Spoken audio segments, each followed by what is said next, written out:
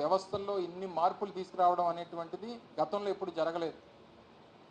నూతనంగా ప్రభుత్వ ఉద్యోగాల కల్పన కానివ్వండి, దాదాపు సచివాలయ వ్యవస్థ ద్వారా 1,30,000 మందికి ఉద్యోగ అవకాశాలు కానివ్వండి, అలాగే ఆర్టీసీకి సంబంధించినటువంటి ప్రభుత్వంలో విలీనం చేసేటువంటి దాంట్లో కానివ్వండి, ఇలా రకరకాలైనటువంటి నిర్ణయాలు వ్యవస్థల్లో తీసుకుని వచ్చి మార్పులు తీసుకుని వచ్చి ఇన్ని పెద్ద ఎత్తున చేసినటువంటి సంస్కరణల్ని ప్రజలు స్వాగతించలేకపోయారా?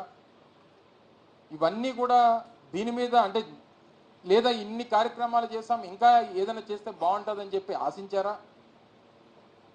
వీటన్నిటికి కూడా క్వశ్చన్ మార్క్స్ అనేటువంటిది వైఎస్ఆర్ కాంగ్రెస్ పార్టీ మీద ముందు ఉన్నాయి. దీనికి అన్నిటి కూడా సమాధానాలు వెతుక్కోవాల్సినటువంటి అవసరం మా మీద ఉంది. డెఫినెట్గా ఆ రకంగా ముందుకెళ్ళేటువంటి ప్రయత్నం చేస్తాం. అన్ని రకాలుగా కూడా ఈరోజు నిన్న ఫలితాలు వచ్చిన తర్వాత చంద్రబాబు నాయుడు గారు కానీ తర్వాత పవన్ కళ్యాణ్ గారు కానీ మాట్లాడినటువంటి మాటలు చూసాం. పవన్ కళ్యాణ్ గారు ఏ రకంగా దాడులు చేయాలనేటువంటిది మా ఉద్దేశం కాదు అనేటువంటి మాట వారు పెద్దరికంగా వారు చెప్పారు. చంద్రబాబు నాయుడు గారు ఆ మాట చెప్పినట్టుగా నేనైతే చూడలేదు. కానీ గడిచినటువంటి 48 గంటలుగా రాష్ట్ర వ్యాప్తంగా అనేక ప్రాంతాల్లో జరుగుతున్నటువంటి దాడుల్ని దయచేసి ఖండించాల్సినటువంటి బాధ్యత కూడా ప్రతి ఒక్కరి మీద ఉంది.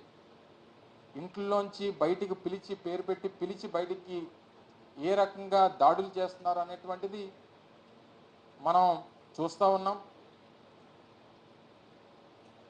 సామాన్యమైనటువంటి ప్రజల్ని వైఎస్ఆర్ కాంగ్రెస్ పార్టీకి ఓటేశారని చెప్పి అనుకున్నటువంటి ప్రతి ఒక్కరిని ఇళ్లలోంచి బయటికి పిలిచి కొడుతున్నటువంటి సందర్భాలు కూడా మనం చూస్తూ ఉన్నాం. ఇది ప్రజాస్వామ్యానికి ఏ రకమైనటువంటి మెసేజ్ని ఇస్తుందో అనేటువంటిది కూడా వారు ఇంకా ప్రమాణ స్వీకారాలు చేయకముందే ఈ పరిస్థితి ఉంది. ఒకసారి ఆలోచన చేయమని చెప్పి కోరుతా ఉన్నాం. గెలిపోవటములు అనేటువంటివి రాజకీయాల్లో సర్వసాధారణంగా ప్రతి 5 సంవత్సరాలకు ఒకసారి ఎన్నికలు జరుగుతూ ఉంటాయి. తప్పకుండా దాన్ని ఏ రకంగా అధిగమించాలి, ఏ రకంగా ఓడిపోయినటువంటి వారు రేపు మళ్ళీ ఎలా గెలవాలని చెప్పి చూస్తాం. గెలిచినటువంటి వారు దీన్ని ఎలా నిలబెట్టుకోవాలనేటువంటి ప్రయత్నం చేయాలి. అంతే తప్ప ఈ రకమైనటువంటి పరిస్థితులు అనేటువంటిది ప్రజాస్వామ్యానికి సరైనటువంటి పద్ధతి కాదు అనేటువంటిది బలంగా నమ్ముతున్నటువంటి వ్యక్తులు.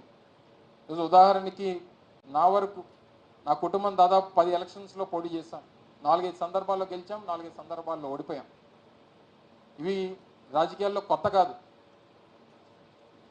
రాజకీయాల్లో గెలిపోవటం అనేటువంటిది సర్వసాధారణంగా జరిగేటువంటి ప్రక్రియ.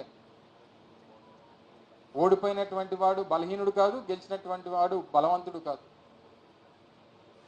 ప్రజల కోసం నిరంతరం తప్పించి ప్రజల కోసం ప్రజా సమస్యల మీద పోరాటం చేసేటువంటి వ్యక్తులు నాయకులుగా గుర్తింపబడతారు తప్ప రేపు డెఫినెట్గా జగన్మోహన్ రెడ్డి గారు ఏదైతే చెప్పారో వాయిస్ ఆఫ్ ద వాయిస్లెస్, ప్రజల తరపున ప్రజా సమస్యల తరపున ప్రజలకు ఉన్నటువంటి అవసరాల తరపున గొంతుగ్గా నిలబడేటువంటి కార్యక్రమం నిరంతరం ఈ కంఠంలో ప్రాణం ఉన్నంత వరకు జరుగుతూనే ఉంటుంది అనేటువంటి విషయాన్ని కూడా ఈ సందర్భంగా తెలియజేస్తా ఉన్నా.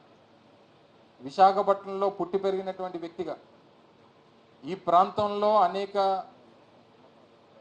తరాలుగా 3 తరాలుగా ఈ ప్రాంతానికి సేవలు అందిస్తున్నటువంటి కుటుంబం నుంచి వచ్చినటువంటి వ్యక్తిగా గతంలో శాసనసభ్యులుగా, మంత్రులుగా, పార్లమెంట్ సభ్యులుగా పనిచేసినటువంటి కుటుంబాల నుంచి వచ్చినటువంటి వ్యక్తులుగా ఈ ప్రాంతంలో ఉన్నటువంటి ప్రతి సమస్య మీద, ఉమ్మడి విశాఖపట్నం జిల్లాలో ఉన్నటువంటి ప్రజలకు ఉన్నటువంటి ప్రతి అవసరం మీద వారికి డెఫినెట్గా ప్రభుత్వం ఏర్పాటు చేసేటువంటి అవకాశం వచ్చింది. డెఫినెట్గా 6 months 1 year అనేటువంటిది సామాన్యంగా వారు పనిచేసేటువంటి దానికి, వారు నిర్ణయాలు తీసుకునేటువంటి దానికి, వారు ఇచ్చినటువంటి హామీలు అమలు చేసేటువంటి దానికి డెఫినెట్గా ప్రతిపక్షంగా ఒక సమయం అనేటువంటిది అది మా బాధ్యత. రేపే అన్నీ చేయాలని చెప్పి అడిగేటువంటి అమాయకత్వం మాకు లేదు. సహజంగా వారు పని చేసేటువంటి దానికి సమయం ఇస్తాం. వారు ఇచ్చినటువంటి హామీలు నిలబెట్టుకునేటువంటి దానికి వేచి చూస్తాం. డెఫినెట్గా